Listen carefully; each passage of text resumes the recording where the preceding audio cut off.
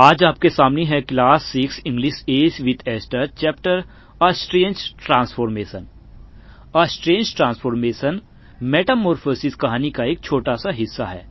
Gregor Samson नाम का एक ऐसे व्यक्ति की ये कहानी है जो अचानक एक सुबह एक बड़े से कीड़े में बदल जाता है। अचानक हुए इस शरीर में बदलाव का उस सेल्समैन के जीवन पर बहुत बुरा असर पड़ता है। तो शुरू करते हैं अब इस कहानी को। एक सुबह जब ग्रेगर सैम्सा अपने डरावने सपने से जागा तो उसने पाया कि वह अपने बेड में एक भयानक से कीड़े के रूप में बदल गया है। वह अपनी कठोर ढाल की जैसी पीठ के बल लेटा हुआ था और जैसे ही उसने अपना सिर थोड़ा सा ऊपर उठाया उसने अपने भूरे रंग का पेट दिखाई दिया जो कि धनुष के आकार की लाइन से बटा हुआ था। चादर उसके शरीर को मुश्किल से ही ढक पा रही थी और किसी भी पल सरक सकती थी।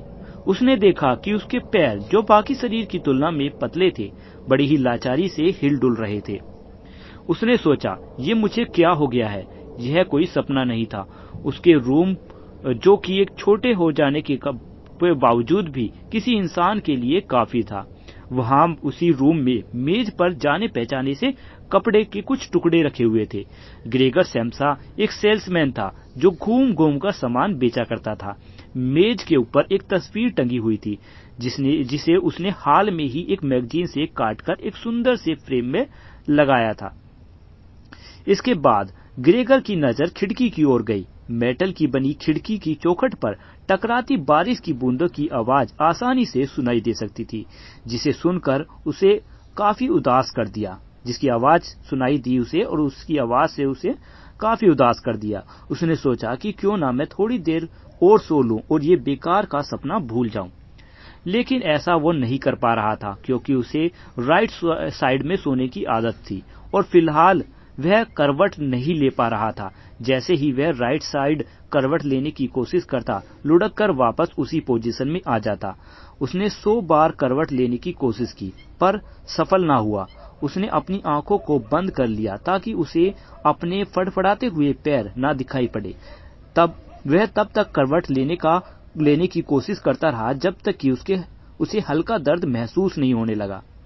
उसने पहले कभी ऐसा दर्द महसूस नहीं किया था जो उसे बार बार करवट बदलने की वजह से हुआ था। उसने सोचा, हे भगवान, मैंने भी कैसा काम चुना है। दिन रात मुझे ट्रेवल करना होता है। हेड ऑफिस की तुलना में इस तरह का काम घूम घूम कर काम करना बहुत ज्यादा मुश्किल काम है। इसके अलावा ट्रेवलिंग करते समय मुझे बहुत सी समस्याओं का सामना करना पड़ता है, जैसे इस समय से ट्रेन पकड़ने की चिंता, बार बार खराब भोजन करना, हर समय अलग अलग लोगों से मिलना और किसी भी एक के साथ मित्रता या संबंध दिल से ना कर पाना। ये सब कुछ बहुत बुरा है।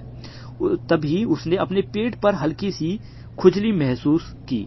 उसने धीरे से अपनी पीठ को बिस्तर पर टिका दिया ताकि वह अपने सिर को बेहतर तरीके से उठा सके और उस खुजली वाली जगह को देख सके।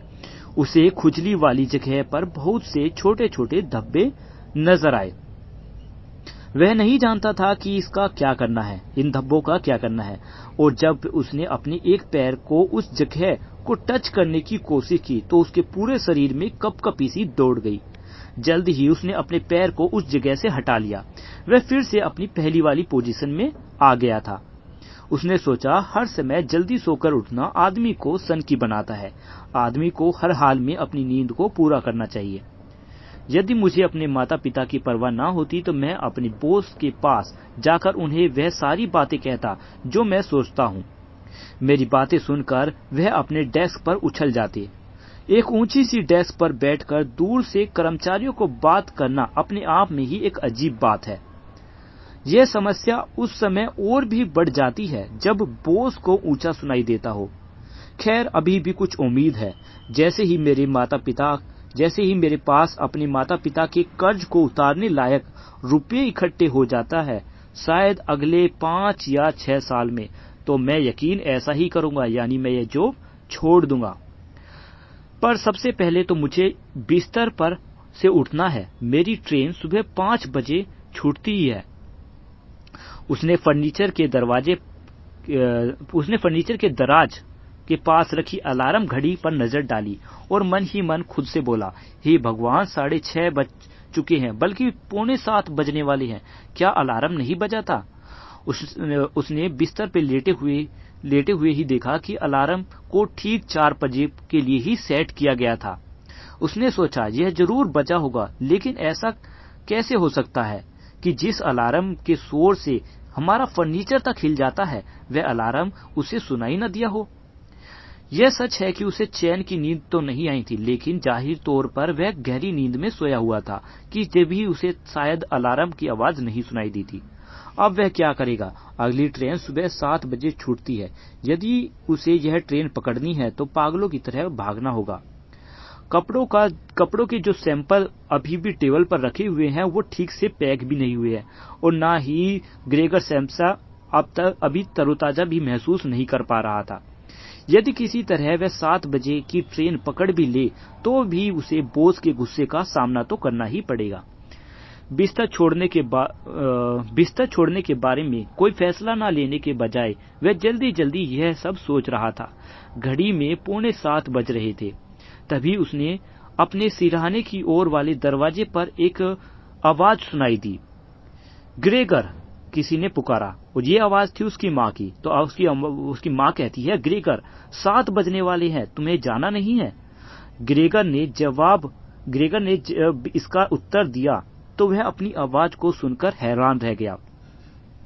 यह उसकी साफ और पहले जैसी आवाज नहीं थी, बल्कि उसकी आवाज के साथ एक अजीब तरह की किरकिराने की आवाज मिक्स होकर आ रही थी।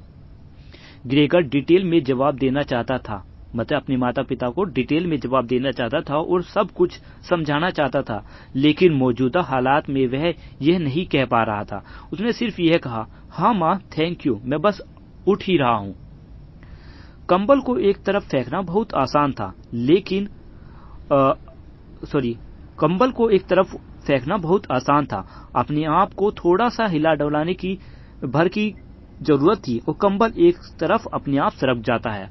लेकिन शरीर का चौड़ा हो जाने के कारण अब ग्रेगर सैम्सा ऐसा कर नहीं पा रहा था। अपनी हाथों की इस्तेमाल से वह आसानी से खुद को सीधा खड़ा कर पा सकता था, पर लेकिन अब उसके छोटे छोटे पैर थे जो लगातार अलग अलग दिशाओं में हिल डुल रहे थे और वह उन्हें कंट्रोल भी नहीं कर पा रहा था। यदि वह किसी तरीके से इनमें से एक पैर को भी मोड़ने की कोशिश करता तो बाकी पैर आजाद होकर इधर उधर हिलने लग जाते और उसे तेज दर्द भी होता। बेड पर लेटे हुए ऐसा कर पाना मुश्किल था। ग्रेगर ने खुद से कहा, मुझे ऐसे कोशिश करना बंद कर देना चाहिए, मतलब उठने की कोशिश करना बंद कर देना चाहिए। जैसे ही ग्रेगर ने अपने आप को बेड से आधा उठाने की कोशिश में था, उसी समय उसने सोचा कि यह सब कितना आसान होगा अगर कोई मेरी सहायता के लिए, मेरी मदद के लिए यहाँ हो। अब फैक्ट ये था कि उस समय दरवाजा बंद था और वास्तव में मदद के लिए जो ग्रेगर सैम्सा है वो किसी को पुकारना भी चाहता था। तभी किसी ने घर के दरवाजे की घंटी बजाई। ग्रेगर ने खुद से कहा, जरूर कोई ऑफिस का व्यक्ति यहाँ पर आया होगा। ग्रेगर ने एक उम्मीद के साथ अपने आप से कहा, शायद मेरे घर के लोग दरवाजा नहीं खोल रहे हैं। लेकिन कुछ ही समय बाद नौकरानी के मजबूत पांव दरवाजे की ओर जाते हुए सुनाई दिए। उसने दरवाजा खोला। विजिटर की पहली आवाज सुनते ही ग्रेगर ने पहचान लिया कि दरवाजे पर कोई और नहीं बल्कि कंपनी का मैनेजर है। ग्रेगर ने अपनी पूरी ताकत से खुद को बेड से बाहर कर लिया और एक जोरदार धमाके से वह नीचे गिरा, लेकिन कारपेट पर गिरने की वजह से आवाज कुछ धीमी हो गई। गिरते समय उसने अपने सिर को ठीक तरह से नहीं संभाला था, मतलब जब ग्रेगर सैम्सा नीचे गिरा था तो उसने गिरते समय अपने सिर को ठीक से नहीं संभाला था। उसने चिड़चिड़ाहट के साथ अपना सिर घुमाया और कारपेट पे रगड़ दिया। तभी बगल के कमरे से यह आवाज सुनकर मैनेजर ने कहा, वहां बगल से किसी की आवाज आई है। और यहाँ पर हमारा चैप्टर खत्म होता है। वैसे ये मेटामॉर्फोसिस का एक छोटा सा हिस्सा है। कहानी जानने के लिए आप नोवेल पढ़ सकते हैं। तो वीडियो हमारी यहीं पर खत्म होती है। चैप्टर का एक्सप्लेनेशन कैसा लगा इस बारे में कमेंट में लिखकर जरूर बताएं। साथ ही क्वेश्चन आंसर और एक्सरसाइज की वीडियो भी आपको जल्दी ही इसी चैनल पर मिल जाएगी। जिसका लिंक आपको वीडियो की डिस्क्रिप्शन से मिल जाएगा। आपने वीडियो को यहाँ तक देखा है उसके लिए शुक्रिया। मिलते हैं नेक्स्ट वीडियो।